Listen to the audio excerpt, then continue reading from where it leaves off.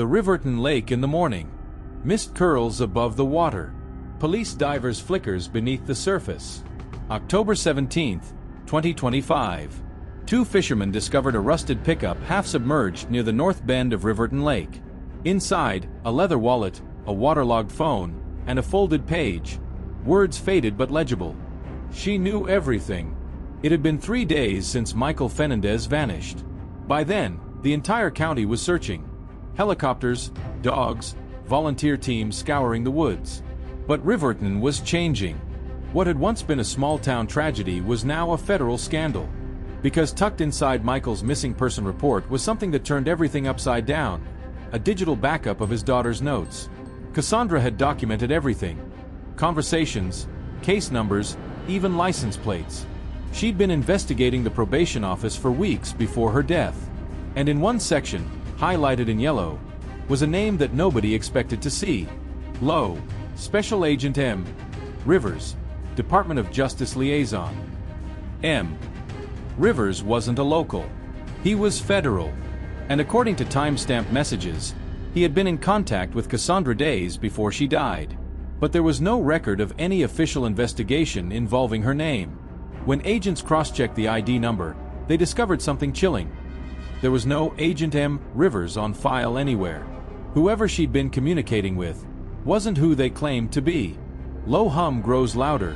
Meanwhile, the Department of Justice formally stepped in. Federal task forces descended on Riverton, armed with warrants, seizing boxes of records from the Public Safety Department. Reporters camped outside the courthouse. The media called it the Riverton Ring. A corruption web reaching through parole boards, law offices, and even state funding channels. But with Michael gone, the case was missing its loudest voice, until someone else took his place. Her name was Elena Ward, Casandra's college mentor and a former investigative journalist. She'd been helping Michael quietly behind the scenes for months. And when he disappeared, she came forward publicly, saying she had evidence he'd given her in case anything happened. What she revealed changed the tone of everything. Among Michael's files was a second list, different from the burned one found in Will.i.'s trunk. This version was digital, encrypted, with over 40 names.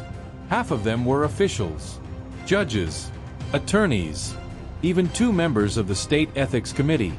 The payoffs weren't small, some upwards of $250,000, disguised as grant transfers and consulting fees. Each tied back to the same source, a charity fund registered in Washington under the name Project Meridian. No one had ever heard of it. The deeper the FBI dug, the more bizarre it got.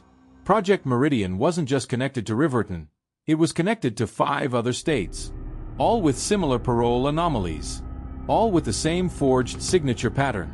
What started as a single father's tragedy was now unraveling into a multi-state cover-up. But one question kept haunting investigators. If Michael knew this, why hadn't he gone straight to the FBI himself? Elena thought she knew the answer. Because in one of his final voicemails, time-stamped the night before he vanished, Michael said something that still gives agents chills. They told me it goes higher than the courts. If I don't show up tomorrow, don't come looking. Just finish what Casandra started. Soft, tense _swells. That voicemail became the last known trace of his voice. And within 24 hours, his truck was in the lake. The FBI officially ruled his disappearance suspicious. Unofficially, agents whispered something else. That he'd been silenced. 3 weeks later, one of the search teams found a hidden compartment in the back of Michael's storage unit. Inside, a laptop wrapped in plastic and a black USB drive labeled C23. The laptop was encrypted. The drive wasn't. When agents plugged it in, they found 23 audio recordings. All phone calls Casandra had made during her private investigation. Most were routine, notes, voicemails, interviews. But the last file, C23.wave, stopped everyone cold. It was a call between Casandra and a man later identified as Phillips Diego. Yes, her killer. But it was recorded a week before her death. Casandra, on recording, you said you could help me get proof, so tell me what you saw. Diego, you don't know who you're dealing with. You start asking questions, they start watching. Casandra, I just want to know why these men keep getting out. Somebody has to stop it. Diego. Then stop asking me. You'll end up like the others. The audio cuts abruptly. Others. Plural. Grim, that one word cracked the case open. Agents cross-checked parole records over the last 5 years. They found 2 other unsolved homicides of young women, both students, both with family ties to the justice system.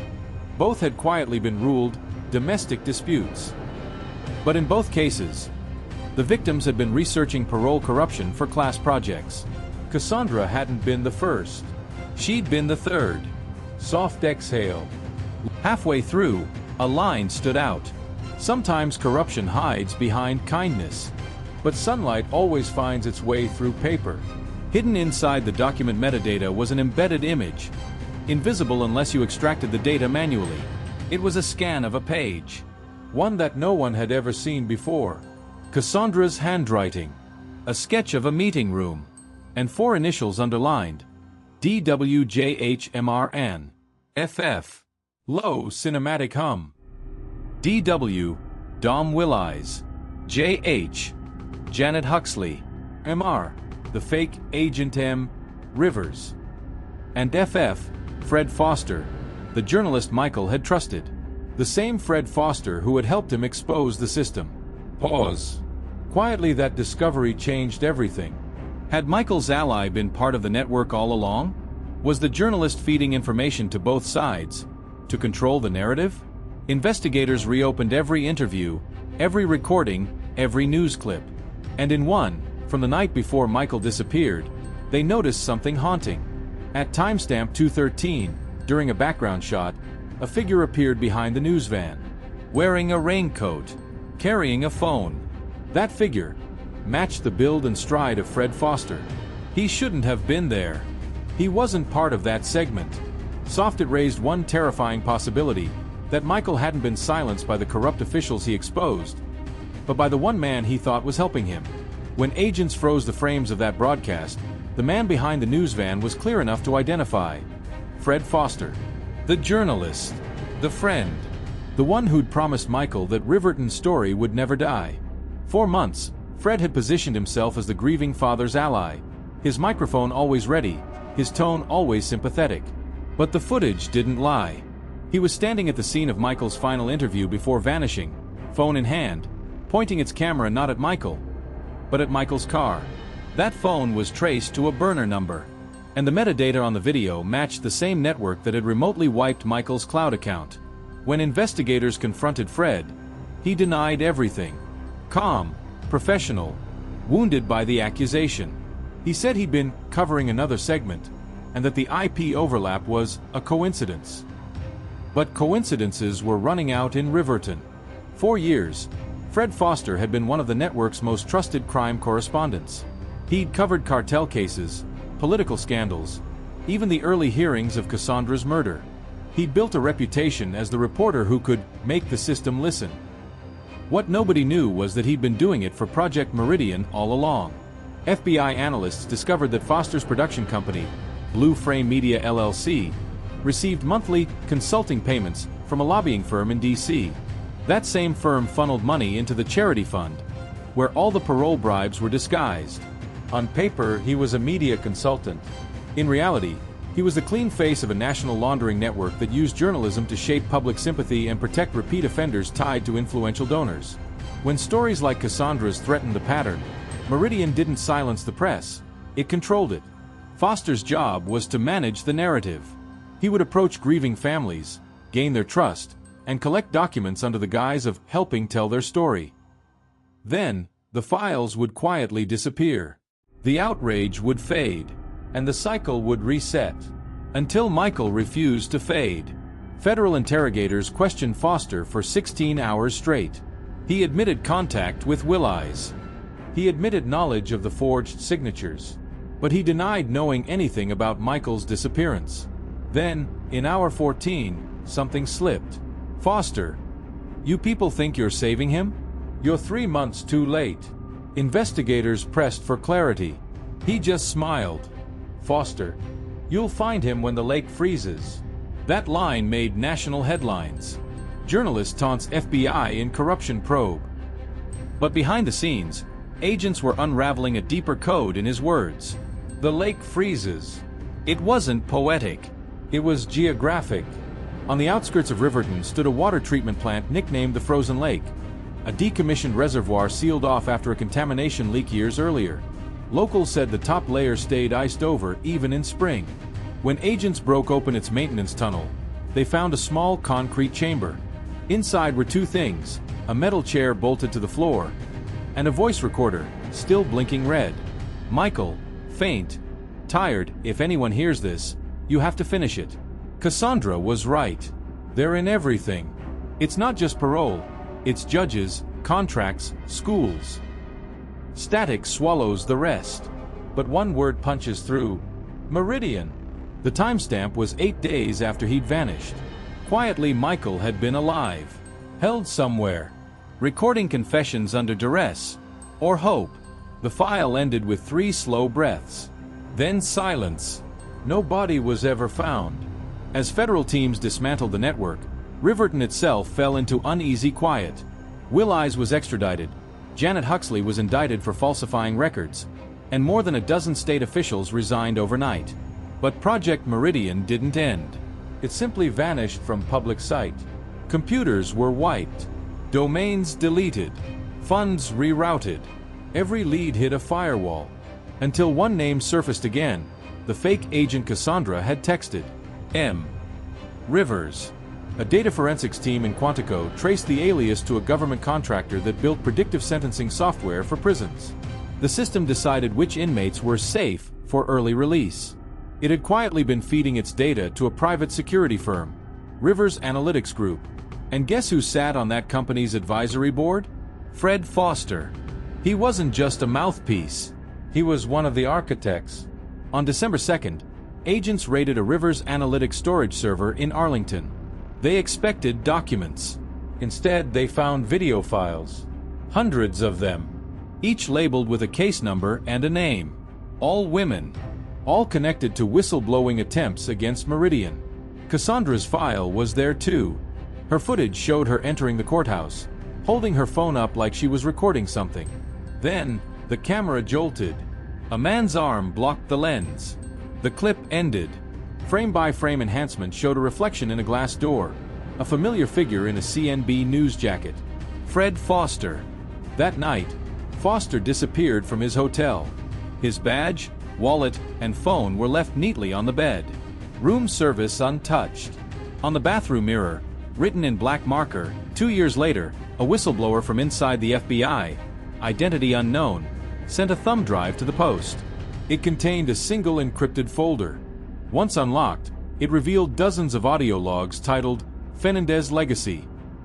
Each began with the same phrase. For her. Voices alternated. Male. Female. Sometimes distorted. The content ranged from confession to instruction, as if multiple people were continuing Michael's mission. Some logs described meeting in warehouses. Others mentioned lists still missing. But the final recording chilled everyone who heard it. Voice, female, calm dad, if you're hearing this, you found it. The voice belonged to Casandra. Timestamp: a week after her documented death. Soft experts analyzed the file for months. Some said it was a fake, AI-generated, spliced from her previous recordings. Others swore it was genuine, captured before her death but time-released by Michael's backups. No one could agree. But inside that same folder was an image attachment. A photo of a classroom, chalkboard half erased, a single word still visible. Awake. Below it, Cassandra's handwriting again, the same looped letters as her notes. A date, March 14th, 2026. A date months in the future from when the file was received. That's where the line between truth and myth began to blur.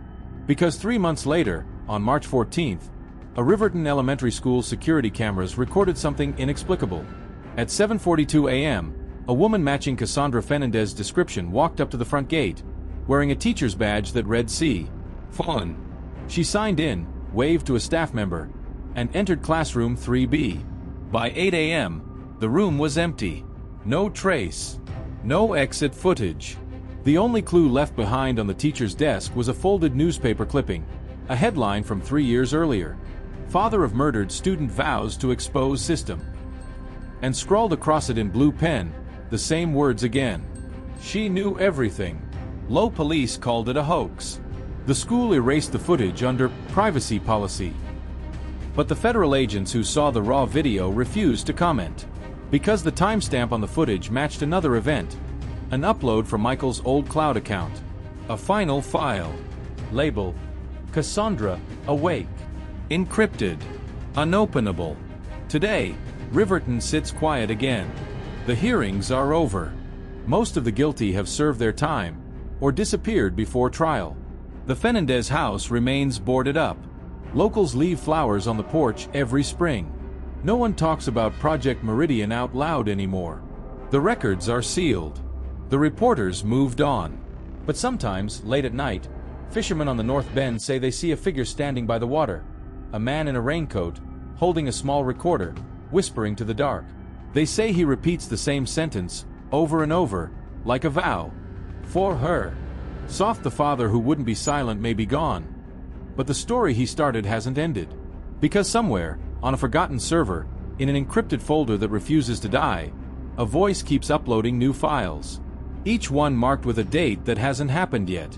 The next one reads, April 17th, The Reawakening. Unidentified voice.